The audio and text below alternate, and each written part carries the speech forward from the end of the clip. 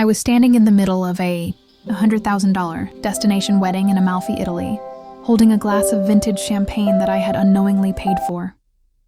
My husband Mark was across the terrace, laughing with his sister Chloe, telling everyone how blessed they were to afford such luxury. He didn't see me looking at my phone. He didn't see the email I had just received from his boss back in Savannah, Georgia. And he definitely didn't see the silent tear I wiped away. Not out of sadness, but because I knew that in exactly 48 hours, every single person in this villa would be looking for a way to pay for their own flight home. Because while Mark was celebrating his sister's big day with my stolen inheritance, I was busy signing the papers to become his new boss. To understand how I got here, you have to understand the city of Savannah. It's a place of old money, hidden secrets, and people who care more about their reputation than their soul. My name is Elena, and for 6 years, I was the perfect corporate wife. I'm the kind of person who remembers every birthday, keeps a spotless house, and works a grueling job in forensic accounting, just to make sure our bills are paid while Mark builds his empire. Mark worked for Southern Logistics, one of the biggest firms in the South. He was charming, tall, and had that Ivy League smile that made people trust him. But Mark had a secret. He wasn't as rich as he pretended to be. We lived in a beautiful house in the historic district, but the mortgage was mostly on my shoulders. I didn't mind because I believed in the dream. My own dream was med school. I had been saving since I was 19. My Nana Rose had left me a trust fund, $150,000 untouched, meant only for my tuition and my future as a surgeon. 3 weeks ago, everything changed. I came home from a late shift, my feet aching, my head spinning with numbers. I found Mark in his home office, his eyes red, staring at my bank statements. "Elena," he said, his voice surprisingly calm. "Why didn't you tell me you were hoarding $150,000? I froze. "Mark, that's not hoarded money. That's Nana's legacy. It's for my residency. You know this." He stood up, walking toward me with that slow, predatory pace he used when he was about to close a deal. "My sister is getting married, Elena. Chloe is marrying a Vanderbilt descendant.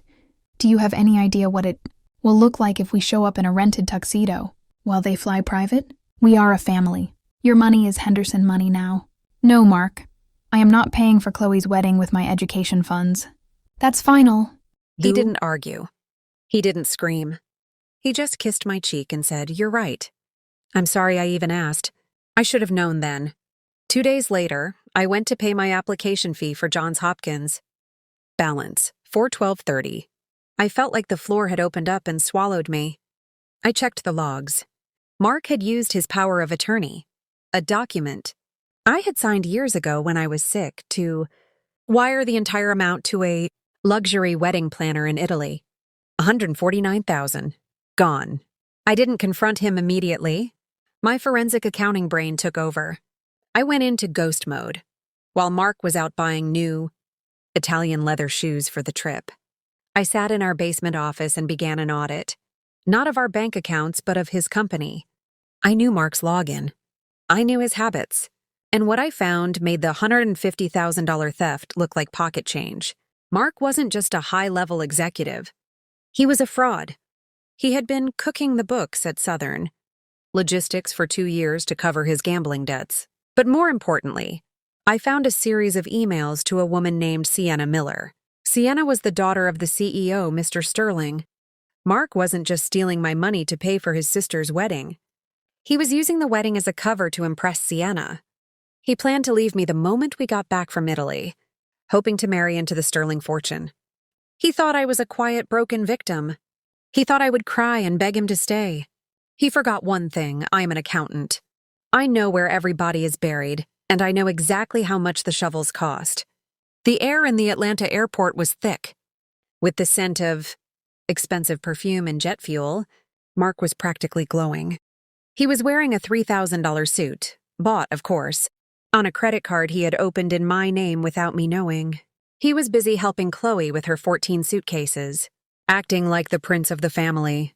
"Elena, don't look so miserable," he whispered harshly as we waited, in the first-class lounge. "You're ruining the aesthetic. Smile. We're going to Italy." I smiled, but it wasn't the smile of a loving wife. It was the smile of a shark that had just spotted blood in the water. Oh, I'm very excited, Mark, more than you know. 2 nights before we left, while Mark was out at his bachelor party for the groom, I wasn't sleeping. I was sitting in the dark, the blue light of my laptop reflecting in my glasses. As a forensic accountant, I don't just see numbers. I see stories. And the story Mark was telling the company was a fairy tale. He had created 3 ghost shipping routes in the Southern Logistics database. Every month, $20,000 was being funneled into an offshore account. He thought he was a genius. He thought he had scrubbed the digital trail. But he forgot that I was the one who taught him how to use that software 3 years ago. I didn't just find the theft. I found the vulnerability. The CEO of the company, Mr. Arthur Sterling, was a man of the old world. He valued loyalty above all else. He was also currently facing a massive audit from the federal government that could ruin his family's 50-year legacy. He was desperate for a miracle. Here is the twist. I knew Mr. Sterling was also flying to Italy. Not for the wedding, but for a secret business merger in Rome. While Mark was snoring in seat 2A after 3 glasses of free scotch, I unbuckled my seatbelt. I walked back toward the galley where I knew Mr. Sterling's private assistant was prepping a coffee. "Excuse me," I said, my voice steady. "I'm Elena Henderson. My husband is Mark Henderson, your senior VP. I need 5 minutes with Mr. Sterling. It's about the federal audit." The assistant looked ready to dismiss me, but I slid a single sheet of paper across the counter. It was a printout of the Ghost Route 09 ledger. Her eyes widened. 2 minutes later, I was sitting in the extra-wide, leather seat across from the most powerful man in Georgia. Mr. Sterling looked exhausted. "What is this, Mrs. Henderson? If this is about your husband's promotion, this is about the $2.4 million that has gone missing from your logistics division over the last 24 months, I interrupted. I didn't whisper. I spoke with the authority of someone who held his life in my hands. I laid it all out. I showed him how Mark had been stealing. I showed him how Mark had framed a junior manager for the discrepancies. But then I gave him the hook. "I can fix your books, Mr. Sterling. I can trace the money, recover it from the offshore accounts, and provide you with a clean audit report that will satisfy the feds. I can save your legacy." Sterling narrowed his eyes. "And what do you want in return? Money? A divorce settlement?" I leaned forward, the shadows of the airplane cabin making me look like a stranger even to myself. "I don't want a settlement. I want Mark's job. No, I want the senior partner position. And I want the authority to liquidate his department the moment we land back on American soil." The old man looked at me for a long time. Then he let out a dry, gravelly laugh. "They say hell hath no fury like a woman scorned. But they forgot to mention that an accountant woman is even more dangerous. Deal." When we landed in Naples, the sun was blinding. A private car picked us up. Mark was acting like he owned the Amalfi Coast. He kept talking about how we, meaning him, would be running the company soon. He had no idea that while he was dreaming of a promotion, his boss had already signed a contract making me his superior. We arrived at the villa, a sprawling stone palace overlooking the turquoise sea. Chloe was screaming with joy. Her bridesmaids were popping bottles. And Mark's mother was already complaining that the marble wasn't white enough. Mark grabbed my waist and pulled me close. "See, Elena? Isn't this better than some dusty medical library? This is the life you were meant for." I looked at the waves crashing against the rocks far below. "You're right, Mark. This is exactly what we deserve." I reached into my bag and felt the cold metal of my phone. I had one more message to send. To Sienna, the CEO's daughter, the woman Mark thought was his backup plan. The trap was finally set. Now I just had to wait for the wedding bells to ring so I could pull the trigger. The day of the rehearsal dinner arrived. The villa was decorated with thousands of white lemons and gold-leafed menus. Chloe was in her element, bossing around the Italian staff, while Mark's mother sat like a queen mother at the head of the table. Mark was drinking heavily, celebrating a future that didn't exist. He leaned over to me, his breath smelling of expensive bourbon. "Elena, I saw you talking to Mr. Sterling on the plane." "What did the old man say?" "Did he mention the partnership?" I swirled my wine, watching the sunset. "He said he's looking for someone with vision." "Mark," Someone who knows how to manage assets he didn't even know he had. Mark grinned, completely missing the threat. That's me, Vision, that's why I'm a Henderson. Suddenly, the heavy oak doors of the dining hall opened. In walked Sienna Miller. She looked stunning in a silk emerald dress, her eyes scanning the room until they landed on Mark. The air in the room shifted. Mark's face went pale for a split second before he masked it with a professional smile. You see, Mark told me Sienna was just a business consultant. He told Sienna that I was his mentally unstable sister-in-law, whom he took care of out of pity. He needed her to believe he was single and wealthy so he could marry into the Sterling family after dumping me. But I had sent Sienna a gift earlier that morning, a digital folder containing the last 3 years of our joint tax returns, our marriage certificate, and a video of Mark from last Christmas, professing his love to me while holding a world's best wife mug. Sienna didn't go to her father, Mr. Sterling. She walked straight to our table. Mark, she said, her voice like broken glass. Lovely party. Your sister-in-law, Elena, has such a fascinating life. She's quite the archivist. Mark stood up, sweating. Sienna, I didn't know you were coming to the rehearsal. Let's talk outside. No, Sienna said, her voice rising so the whole table could hear. Chloe stopped talking. Mark's mother froze. I want to know why you told me your wife died in a car accident 2 years ago, Mark. Because Elena looks very much alive to me. And very much like the person whose inheritance you just borrowed to pay for this lemon-flavored circus. The silence that followed was deafening. You could hear the waves crashing against the cliffs outside. Mark's mother gasped. Mark? What is she talking about? Inheritance? Chloe stood up, her face red. Mark, tell this crazy woman to leave. She's ruining my night. Mark looked at me, desperation in his eyes. He expected me to save him. He expected me to play the quiet wife and lie for him. I stood up slowly, smoothed out my dress, and looked him dead in the eye. She's right, Mark, except for one thing. I didn't lend you that money. You stole it. And Sienna? He didn't just lie about me. He's been funneling money from your father's company into an account in your name, without you knowing, to make it look like you were the one embezzling if he ever got caught. Sienna's face went from hurt to pure rage. She turned to her father, Mr. Sterling, who was standing at the back of the room, watching the whole scene with a cold, calculated expression. Is this true, Arthur? She whispered. Mr. Sterling walked forward. He didn't look at Mark. He looked at me. Elena, do you have the proof? I pulled out my tablet. The offshore accounts, the forged signatures, and the digital trail leading back to Mark's private laptop. It's all here, including the $149,000 wire transfer for this very wedding. Mr. Sterling turned to Mark. Mark Henderson, you are a parasite. Not only are you fired, but I've already contacted the Italian authorities. Embezzlement of this scale, involving international wire fraud. You won't be flying back first. Class, you'll be lucky if you fly back in handcuffs. Mark fell back into his chair, his Ivy League life crumbling in a matter of seconds. But the best part? The wedding planner stepped forward. Excuse me, if the funds are fraudulent, the remaining balance for tomorrow's ceremony, $80,000, has not been cleared. Unless someone pays right now, the wedding is canceled. Everyone looked at Mark's mother. She looked at Chloe. Chloe looked at the groom's family. The groom's family, seeing the scandal, stood up and walked out without saying a word. Elena, please! Chloe sobbed, reaching for my hand. It's my dream day. You have the money from the house sale.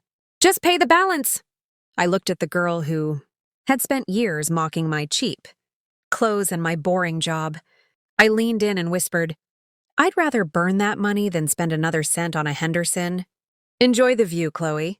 It's the last expensive thing you'll ever see. The flight back to the States was the quietest 10 hours of my life.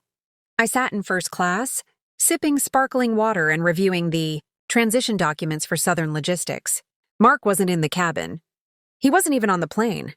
He was currently sitting in a holding cell in Naples, waiting for his extradition papers to be processed. His mother and Chloe were in the very last row of economy near the toilets. I had made sure of it. As the new majority stakeholder in the company's travel accounts, I had restructured their tickets. Every time I walked past them to go to the restroom, Chloe would turn her head and sob. She was still wearing her bride-to-be sweatshirt, now stained with mascara and cheap airport pizza. Monday morning in Savannah was crisp. I pulled up to the Southern Logistics headquarters in a sleek, black electric SUV. I wasn't wearing my usual bookkeeper cardigan. I was in a tailored charcoal power suit, my hair pulled back into a sharp, tight bun. The security guard, who usually ignored me when I brought Mark his forgotten lunch, stood up straight. "Morning, Mrs. Henderson." "It's Ms. Sterling Chief now," I said, sliding my new key card. "And I'm here to see the board." The boardroom was filled with men who had spent years talking over me at company dinners. They looked at me with confusion, then realization, and finally, fear. Mr. Sterling stood at the head of the table. "Gentlemen," Sterling announced, "as you know, our former VP, Mark Henderson, has been removed due to gross financial misconduct. But his crimes left a hole in our security. To fix it, I've hired the person who actually caught him. Meet your new senior partner and head of forensic operations, Elena." My first order of business wasn't a speech. It was a clean sweep. I walked down to Mark's old office. His assistant, a girl who used to make me wait in the lobby for 30 minutes just to annoy me, was packing a box. "Elena, thank God you're here," she faked a smile. "Mark is in so much trouble, but I can help you find his files." "Pack your things, Sarah," I said, not even looking at her. "I've reviewed your emails. You knew about the ghost routes. You were taking a 2% cut to look the other way. You have 10 minutes to clear your desk before security escorts you out. And don't bother asking for a reference. I've already sent your logs to the DA." By noon, I had fired 4 managers who were part of Mark's boys' club. I didn't just fire them. I clawed back their bonuses. I was redirecting every stolen cent back into the company's scholarship fund, a fund I was renaming the Rose Legacy Fund in honor of my Nana. That evening, I went back to the house, the glass house as I called it. Mark's mother was there, frantically trying to pack the expensive silverware into her handbag. "Elena, you can't do this!" she shrieked. "This is Mark's house, my grandson's heritage." "Actually, Martha," I said, leaning against the door frame, "check the land registry. Mark used this house as collateral for his gambling debts. The bank was going to seize it yesterday. But I bought the debt. This house belongs to my holding company now." I handed her a plastic trash bag. "You have 30 minutes to take your clothes and leave. Anything left behind, the silver, the rugs, the furniture, is being auctioned off tomorrow to pay back the $149,000 Mark stole from my trust fund." "Where am I supposed to go?" she wailed. "Chloe has a studio apartment in the city, doesn't she?" I asked innocently. "Oh, wait, I forgot. Chloe's influencer career ended when the scam wedding went viral on TikTok. I heard she's looking for a roommate in a trailer park outside of town. Maybe you two can collaborate on that." I watched them drive away in a beat-up old sedan, their high society life packed into the trunk. For the first time in 6 years, the air in that house felt clean. The sun was shining over the historic campus of Johns Hopkins in Baltimore. The air wasn't humid like Savannah. It was crisp, filled with the smell of old books and new beginnings. I stood in the mirror, adjusting my graduation gown. Underneath, I wore a simple gold locket with Nana Rose's picture. I had done it. I didn't just get my money back. I had finished my accelerated medical program at the top of my class. My brain, which Mark had called just a bookkeeper's, was now being used to save lives. Before the ceremony, I had one final stop to make. A closing of the books, so to speak. I drove to the federal correctional facility where Mark was serving his 5-year sentence for wire, fraud, and embezzlement. Behind the reinforced glass, Mark looked unrecognizable. Gone was the $3,000 suit and the arrogant smirk. He was wearing a faded orange jumpsuit, his hair thinning, his skin sallow from the fluorescent lights. "Elena," he whispered into the phone, his voice shaking. "I knew you'd come. You still love me, don't you? Please. I've talked to my lawyer. If you sign an affidavit saying the money was a gift, I could be out in 6 months. We can start over. I'll make it up to you." I looked at him, and for the first time, I felt absolutely nothing. No anger, no hate, just the silence of a finished chapter. I'm not here to help you, Mark, I said, my voice echoing in the sterile room. I'm here to tell you that I just sold the glass house. The profit from that sale, along with the restitution the court ordered you to pay, has officially funded a new surgical wing at the Savannah Children's Hospital. It's named after Nana Rose. Mark banged his fist against the glass. That was my future. You ruined me. No, Mark. I leaned in, my voice calm and cold. You ruined yourself the moment you thought my dreams were disposable. Oh, and one more thing. Chloe called me yesterday. She's working as a waitress at a truck stop. She asked me for a loan. I told her the same thing I'm telling you. Family takes care of family. And since you two aren't my family anymore, I wish you the best of luck with your windfall. I hung up the phone while he was still screaming, his face turning purple as the guards dragged him back to his cell. As I walked out of the prison, I saw a familiar car in the parking lot. It was Mark's mother, Martha. She was sitting in a rusted-out sedan, looking older than her years. She saw me, her eyes filling with that old bitterness. You think you're so smart, Elena? She spat. You took everything from us. You're a cold, heartless woman. I stopped and looked at her. Martha, I didn't take anything that wasn't mine. You spent your life teaching your son how to be a predator, and you're just upset that he finally met a hunter. I'm moving to Boston tomorrow to start my surgical residency. I've left a small envelope for you at the gate. It's a one-way bus ticket to your sister's house in Ohio. It's the last gift you'll ever get from me. I didn't wait for her response. I got into my car and drove away, the image of her in the rearview mirror getting smaller and smaller until she vanished completely. That afternoon, as I walked across the stage to receive my diploma, the crowd erupted in applause. I looked out into the audience and saw Mr. Sterling. He nodded at me, a sign of respect from one leader to another.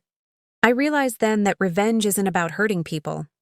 It's about becoming so successful that their existence doesn't even matter to you anymore. I lost $150,000, but I gained a life that belongs entirely to me. If you're listening to this and you feel trapped, if someone is telling you that your dreams are unrealistic, or that your hard-earned money belongs to them, remember my story. The people who underestimate you are giving you the greatest weapon in the world.